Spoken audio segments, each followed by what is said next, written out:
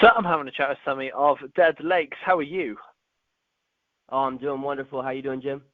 Good, yeah, not too bad. Thanks so much. So, first things first, you've got a new single out, which we've just started playing, called Tongue Planet. Tell us a little bit about the single. Yeah, Tongue Planet. It's pretty cool. It's the first song that we wrote for the record that's coming out later this month. It was the first song that we pitched to Sharp Tone, and that was the song that kind of gave them the confidence that they wanted to send us into the studio and do a full record. It's pretty cool. It's a near and dear one to our hearts. We wrote it over the time of the pandemic, and yeah, it was just a really crazy time. And the song's just kind of about, losing yourself or losing confidence when you're surrounded by people that you love that just don't seem to understand you or make you feel like you're not okay just being yourself. So it's a really near and dear personal song to my heart. But yeah, I'm really glad it's out there, and it's cool. The response has been really cool so far. Yeah, absolutely. And as mentioned, that's coming off your debut record out later this month. What can people expect to hear when they get a chance to take a listen?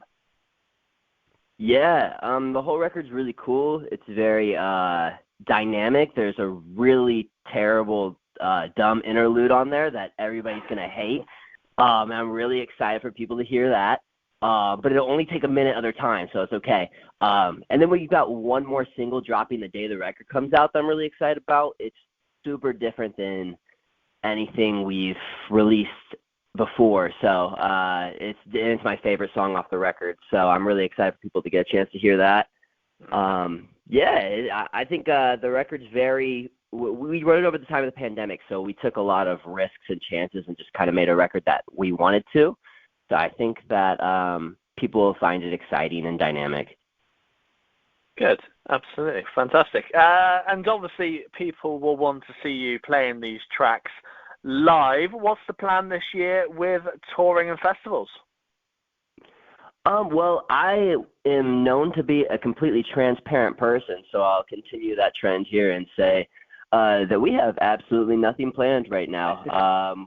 And I have no idea how this happened or what's going on, but trying to remain positive. I think the songs are strong and speak for themselves, and hopefully that'll land us some cool gigs and stuff. We really want to come overseas and play over there. That'd be incredible. But right now it still just seems to be daydreaming for us. So.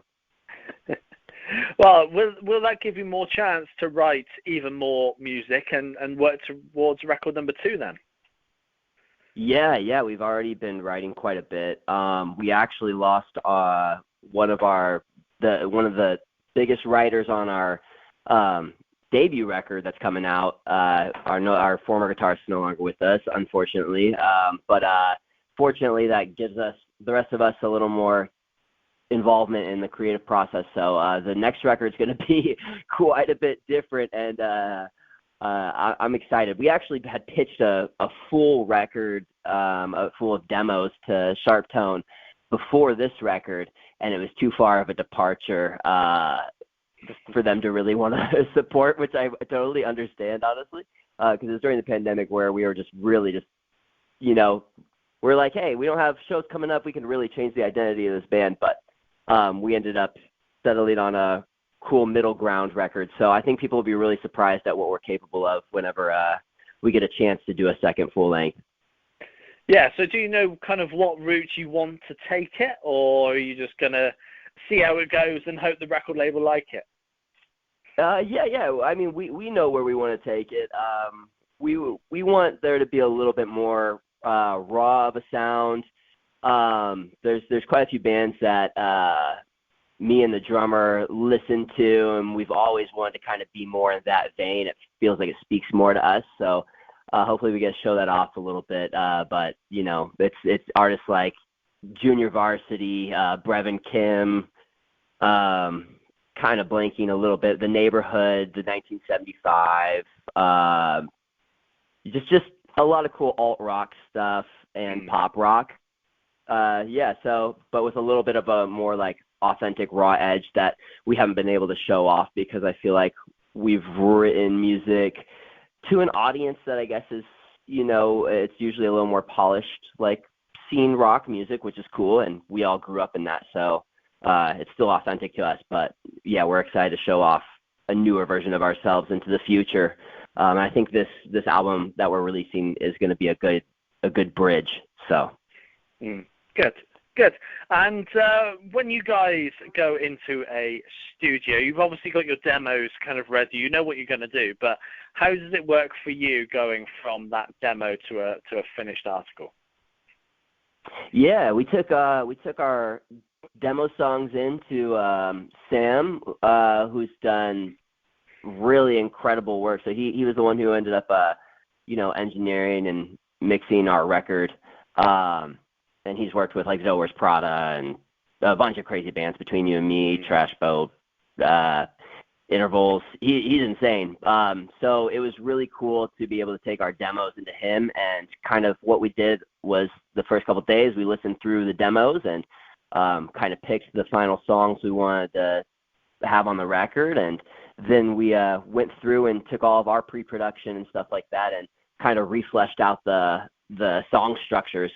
And we kept a lot of things pretty much the same, just kind of shortened some verses and shortened some first choruses and things like that. But overall, the soul of the record didn't feel like it changed through the course of changing from the demos to the final product. So that was really encouraging to know that we had written something that was strong enough to be able to keep most of the bones of, Yeah, for sure. Well, Sammy, it's been a pleasure having a chat with you. Yeah, it's been awesome talking to you, Jim. Thank you.